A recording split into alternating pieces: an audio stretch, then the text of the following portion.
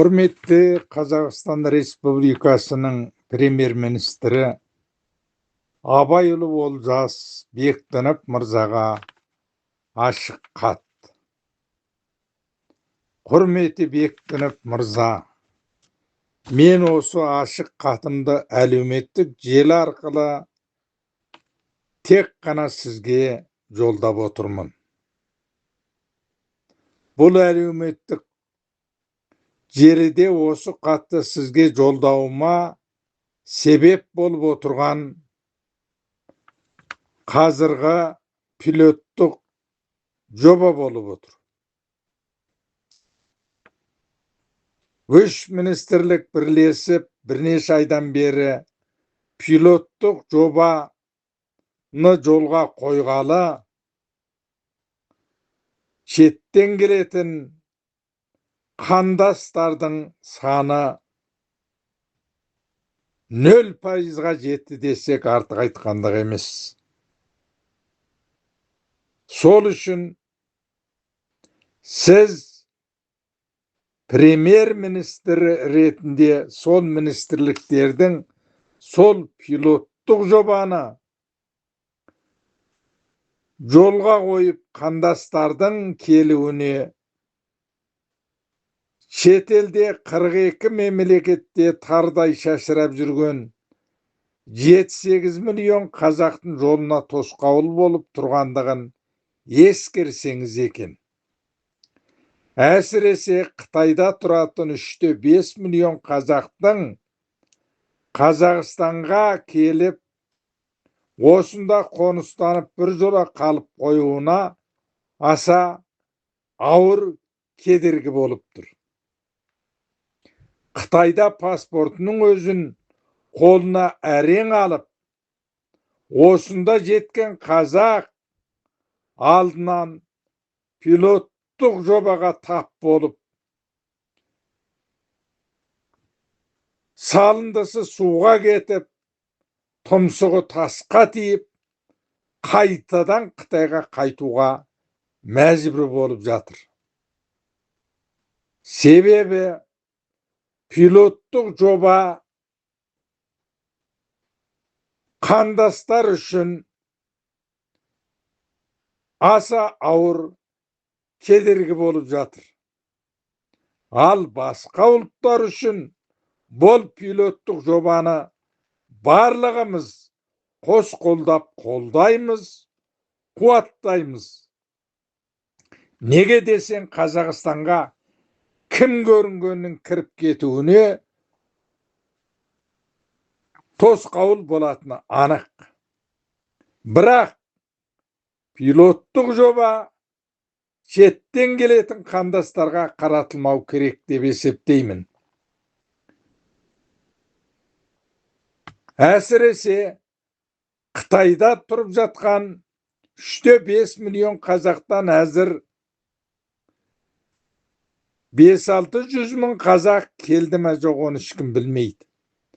Бірақ қазақтың дені әлі сол Шинжаң өлкесінің ауыл аймақтарында тұрып жатқаны белгілі.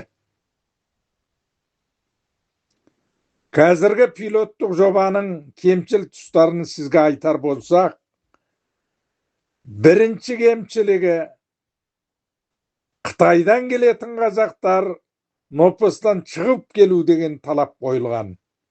Екінші кемшілігі сотталмаған деген қағаз алып келесің деген кемшілігі.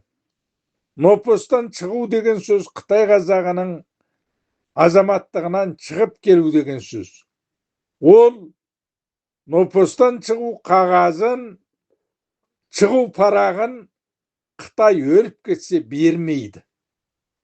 Ешбір Қытайда тұрып жатқан қандастар мен нопостан шығам деп Қытайға айта алмайды. Айса басына әңгір таяқ ойнайтыны шындық. Екінші,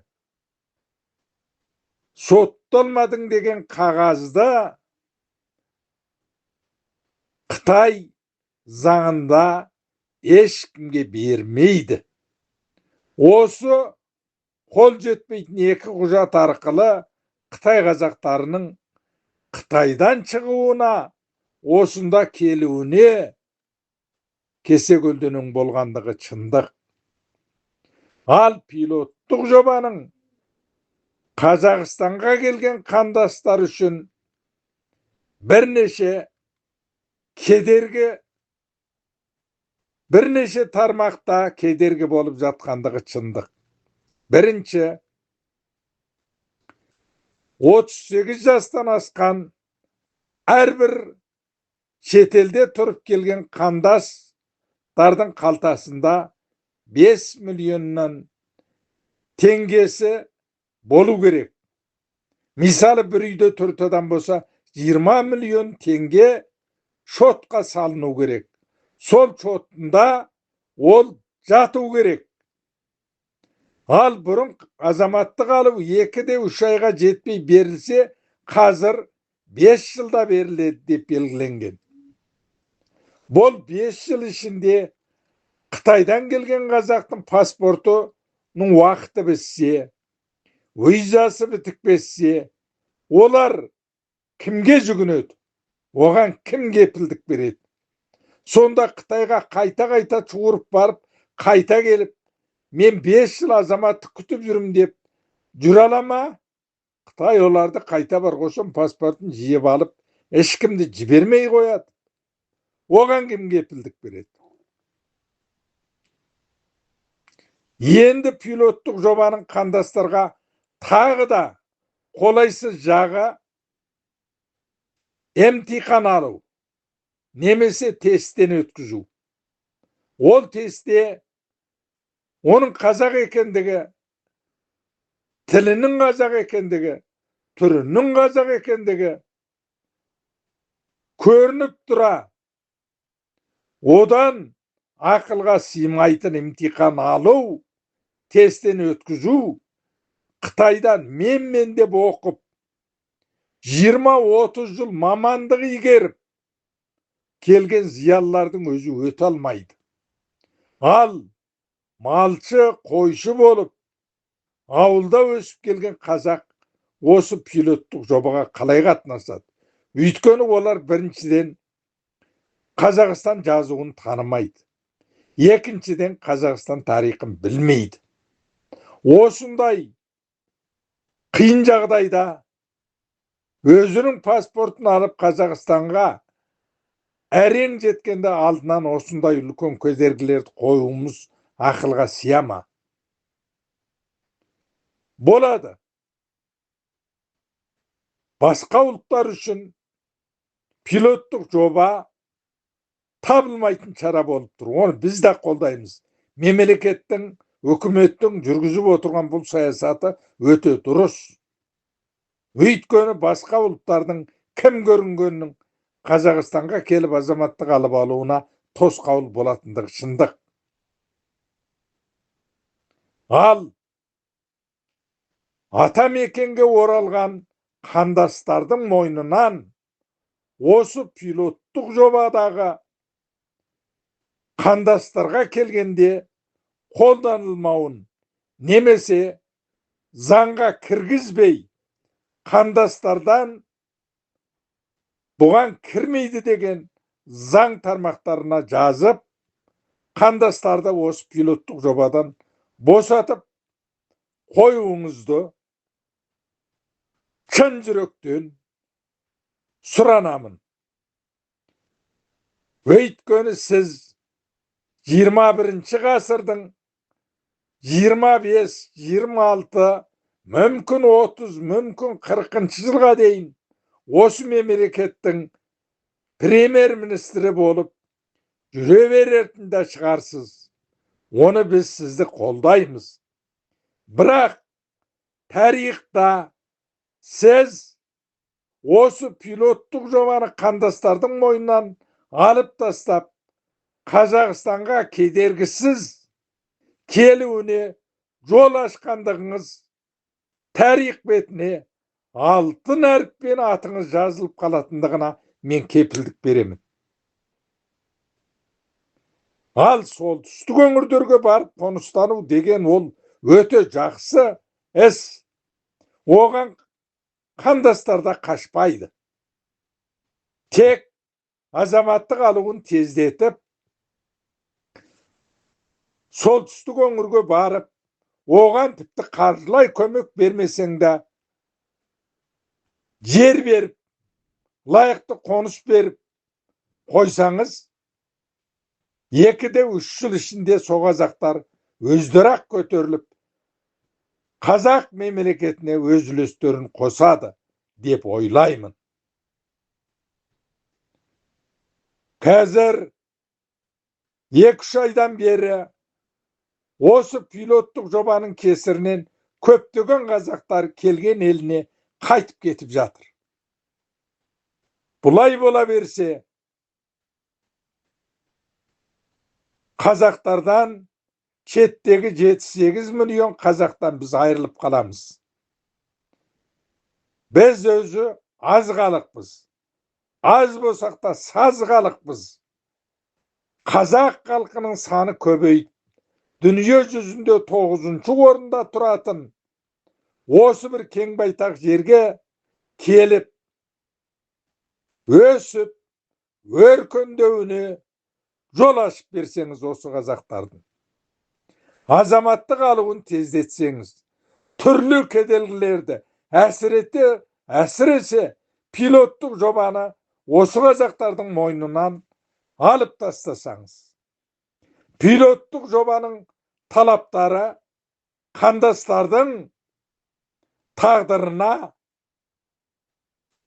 балта шапқанмен бірдей болып тұр. Біріншіден, олардың қалтасында 38 жастан асқанның қалтасында 5 миллионнан артық 5 миллион ақша жоқ. Екіншіден, Қытай қазақтарына сотталмаған деген қағазды ешкім бермейді. Үшіншіден, Қытайдан тіркеуіңді өшір деген сөз, азаматтықтан шығып кел деген сөз, бұ да ақылға қонбайды.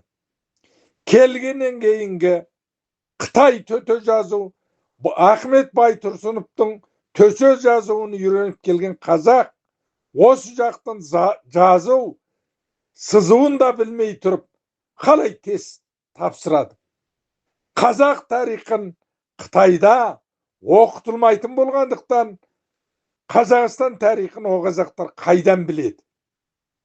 Қайтып ойдан жазады. Бұ да ақылға қонбайтын іс. Қазақсың ба, қазақсың? Жеті атаң кім? Қазақ салт дәстүріне нені білесің? Осы сияқты қарапайым сұрақтар қойылса, о қазақтардың көнесі де, жаңасы де жауап береді деп ойлаймын.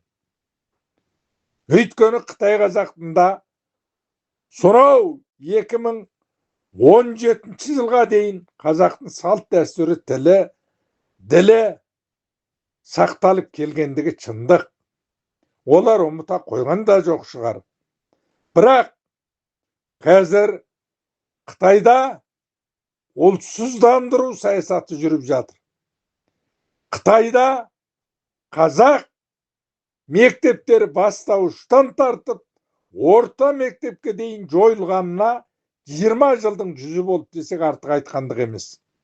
Олай болса, осы 20 жыл ішінде қазақтың тілін қазақ балалары білмейді деген сөз. Олар қазақтың тілін білмейді екен деп атамекеніне келуге тосқауыл қойсақ, онда біз қазақ санын қалай көбейтеміз? Сол бір қиындыққа тап болған қазақтарды сол бір қиын жағдайдан қалай құтқарамыз? Осы менің жоғарыда айтқан уәждерімді сіз тыңдай отырып, қандастардың мойнынан пилоттық жобаны алып тастап, заңға кіргізбеуіңізді өтіні сұраймын. Егер ол заңға кірікпесе, Қытайда жұтылып бара жатқан 3-5 миллион қазақ Şundaqtan biz söz yok ayrılıp kalamız. Olardın kelüğüne ulkan yol açıp azamatlı kalıbına kolaylık tuğdurmasak, erten ökünüşte bolamız dep oylayman. Mınav Kazaktın dünya yüzünde 9-njy orunda turatın keng baytak dalasına kelip, malın ösürüp, bala çagasını ösürüp, erkin ömür sürüğünü yol açıp berseňiz. Hormetben Жазушы Кунанбай Байженұлы. Менің WhatsApp telefonum 8747 287 4006.